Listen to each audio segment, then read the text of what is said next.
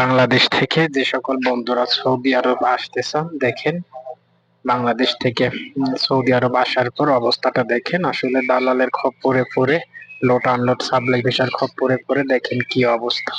বাংলাদেশগামী কর্মীরা এদের আজকে বাসা থেকে বের করে দেয়া হয়েছে, কারণ যে বাসাতে তারা থাকতো আজকে প্রায় 3 মাসের বাসা ভাড়া না দেওয়ার কারণেই কিন্তু সৌদি আরবের যে বাসার মালিক সে কিন্তু বাসা থেকে বাহির করে দিচ্ছে। তারা কিন্তু এখন পথযাত্রী, রাস্তার মধ্যে তারা দেখেন তাদের মাল সামানা নিয়ে তারা বসে চিন্তা করতেছে তারা এখন কি করবে। তারা তো নতুন দেশে এসেছে, আসলে এটা হলো বাংলাদেশের দালালের খপ্পর। এই সিন্ডিকেট থেকে অবশ্যই বাংলাদেশের সরকারকে এগিয়ে আসতে হবে, যাতে এইরকম প্রতারণার শিকার আর কোনো বাংলাদেশি ভাইরা না হয়। আসলে কি বলবো, বাংলাদেশে যে এগিয়ে যাচ্ছে রেমিডেন্স এর কারণে, আসলে রেমিডেন্স যোদ্ধাদের অবস্থা যদি এরকম হয় তাহলে দেশের অর্থনীতি কোথায় যা ঠেকবে। আপনারা একটু বিচার বিশ্লেষণ করে অবশ্যই ভালো লাগলে লাইক কমেন্ট শেয়ার করবেন।